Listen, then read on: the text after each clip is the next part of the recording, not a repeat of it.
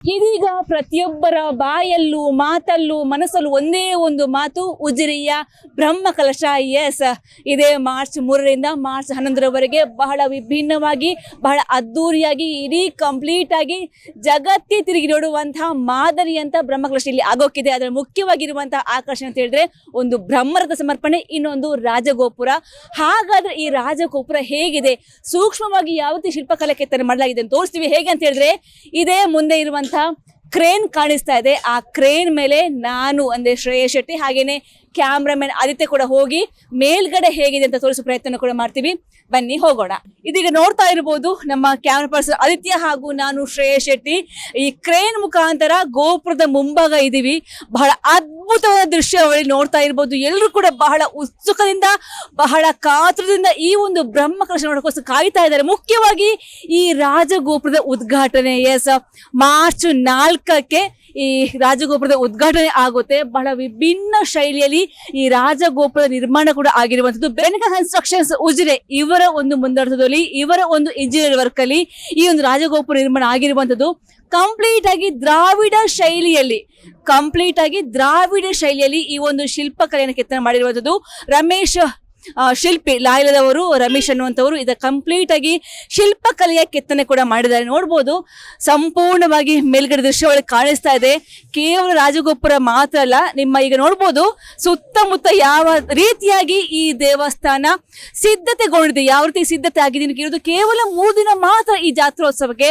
ಹಾಗಾಗಿ ಸಕಲ ಸಿದ್ಧತೆ ಬಹಳ ಕ್ಷಿಪ್ರಗತಿಯಲ್ಲಿ, ಬಹಳ ಫಾಸ್ಟ್ ಆಗಿ, ಅದ್ಧೂರಿಯಲ್ಲಿ ಎಲ್ಲ ತಯಾರಿ ಆಗ್ತಾ ಇದೆ. ರಥಬೀದಿ ನೋಡ್ಬೋದು, ಇವಾಗ ಬಹಳ ಅದ್ಭುತವಾದ ಅಲಂಕಾರ ಸಿದ್ಧವಾಗಿರುವಂಥದ್ದು.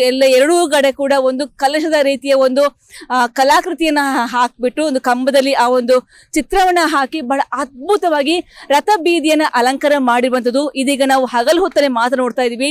ರಾತ್ರಿ ಹೊತ್ತಲ್ಲಿ, ನಾಳಿದ್ದು ಜಾತ್ರೋತ್ಸವದ ಬ್ರಹ್ಮಕಲಶದ ರಾತ್ರಿ ಹೊತ್ತಲ್ಲಿ ನಾವು ಇಲ್ಲಿ ಬಂದಾಗ ನಿಜವಾಗ್ಲೂ ಕೂಡ ನಾವು ಸ್ವರ್ಗಲೋಕದ ಇದ್ದೀವಂತ ಭಾಸವಾಗೋದ್ರಲ್ಲಿ ಯಾವುದೇ ಕೂಡ ಸಂದೇಹ ಇಲ್ಲ. ಅಷ್ಟು ಅದ್ಭುತವಾದ ಅಲಂಕಾರವನ್ನ, ಅಷ್ಟು ಅದ್ಭುತವಾದ ಸಿದ್ಧತೆಯನ್ನ ಇಲ್ಲಿ ಮಾಡಲಾಗಿದೆ. ಅದೇ ರೀತಿ ನೋಡಬಹುದು ಉಜಿರೆಯ ಮುಖ್ಯ ದ್ವಾರದಿಂದ ಬರುವಂತಹ ದ್ವಾರದ ಮೂಲಕ ಕೂಡ ಅಲ್ಲೂ ಕೂಡ ಸಾಂಪ್ರದಾಯಿಕ ಶೈಲಿಯಲ್ಲಿ ಚಪ್ಪರವನ್ನ ಹಾಕಿ ಅಲ್ಲೂ ಕೂಡ ಅಲಂಕಾರ ಮಾಡ್ತಾ ಇದ್ದಾರೆ. ನೋಡಬಹುದು, ಎಲ್ಲ ಸಿದ್ಧತೆ ಕೂಡ ಆಗ್ತಾ ಇದೆ. ನಾವೀಗ ಮುಖ್ಯವಾಗಿ ಈ ಮೇಲ್ಗಡೆ ಬಂದಿರುವಂತಹ ಉದ್ದೇಶ ಏನಂತ ಹೇಳಿದ್ರೆ, ಈ ಕ್ರೇನ್ ಮೂಲಕ ಈ ಸಾಹಸ ನಾವು ಯಾಕೆ ಮಾಡಿದೀವಿ ಅಂದ್ರೆ, ಗೋಪುರ ನಿಜಕ್ಕೂ ನೋಡುವಕ್ಕೆ ಹೇಗಿದೆ, ಇಲ್ಲಿ ಶಿಲ್ಪಕಲೆ ಹೇಗಿದೆ, ರಮೇಶ್ ಶಿಲ್ಪಿ ಇದರ ಒಂದು ಚಿತ್ರಣವನ್ನ ಅವರ ತಂಡ ಯಾವ ರೀತಿಯಾಗಿ ಈ ಶಿಲ್ಪಕಲೆಯನ್ನು ಮಾಡಿದ ತೋರ್ಸೋಕೋಸ್ಕರ ನಾವು ಇವತ್ತಿಂತಹ ಒಂದು ಸಾಹಸವನ್ನ ಮಾಡಿದೀವಿ.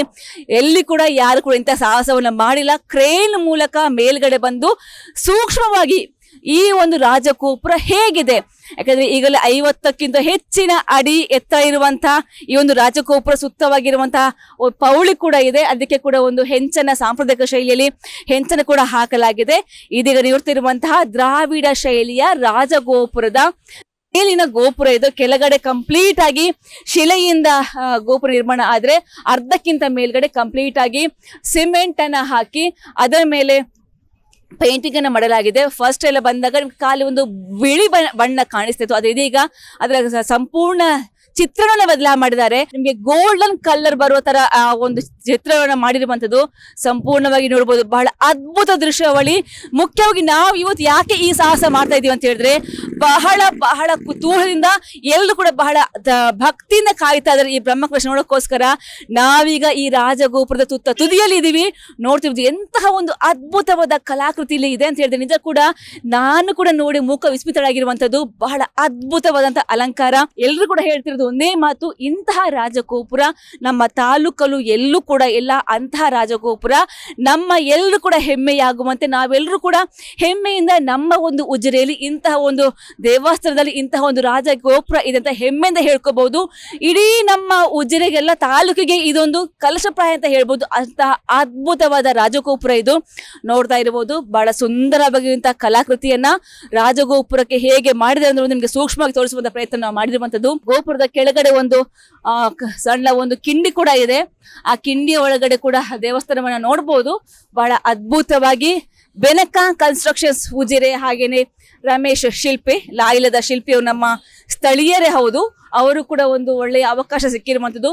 ಇನ್ನು ಬೆನಕ ಕನ್ಸ್ಟ್ರಕ್ಷನ್ ಕೂಡ ನಮಗೆ ಈ ಹಿಂದೆ ಅವರು ಸ್ಟೇಟ್ಮೆಂಟ್ ಕೊಟ್ಟಿದ್ರು, ಇದು ನಮಗೆ ಮೊದಲ ಅನುಭವ, ಈ ಹಿಂದೆ ನಾವು ಇಂತಹ ರಾಜಗೋಪುರವನ್ನ ಎಲ್ಲೂ ಕೂಡ ಮಾಡಿಲ್ಲ, ಅಂತಹ ಅನುಭವ ಕೂಡ ಇಲ್ಲ, ಅಂತಹ ಅನುಭವನ ನಮ್ಗೆ ಈ ಮೂಲಕ ಮಾಡಿಕೊಟ್ಟಿದ್ರಂತ ಮಾತನ್ನು ಕೂಡ ಹೇಳಿದ್ರು. ಹಾಗಾಗಿ ಇಂತಹ ಸಾಹಸದ ಮೂಲಕ ನಾವು ಅದ್ಭುತವಾದ ಈ ರಾಜಗೋಪುರ ಹೇಗಿದೆ, ಅದರ ಶಿಲ್ಪಕಲೆಯನ್ನ ಹೇಗೆ ಕೆತ್ತನೆ ಮಾಡಲಾಗಿದೆ, ಯಾವ ರೀತಿಯಾಗಿ ಸೂಕ್ಷ್ಮ ಕೆತ್ತನೆ ಇದೆ ಎಲ್ಲವನ್ನು ತೋರಿಸೋ ಪ್ರಯತ್ನವನ್ನ ಮಾಡಿರುವಂತದ್ದು. ನಿಮ್ಗೂ ಕೂಡ ಈ ಸಾಹಸ ಖುಷಿಯಾಗಿರ್ಬೋದು, ಜೊತೆಗೆ ನಿಮ್ಗೆ ಕೂಡ ಕಣ್ಣಾರಿಯಾಗಿ ಸೂಕ್ಷ್ಮವಾಗಿ ಆ ಶಿಲ್ಪಕಲೆ ನೋಡುವಂತಹ ಅವಕಾಶ ಕೂಡ ಮಾಡಿಕೊಟ್ಟಿರುವಂತದ್ದು. ಕ್ಯಾಮರಾ ಪರ್ಸನ್ ಆದಿತ್ಯ ಶೆಟ್ಟಿ ಜೊತೆಗೆ ಶ್ರೇಯಸ್ ಶೆಟ್ಟಿ, ಸುದ್ದಿ ನ್ಯೂಸ್, ಉಜಿರೆ, ಬೆಳ್ತಂಗಡಿ.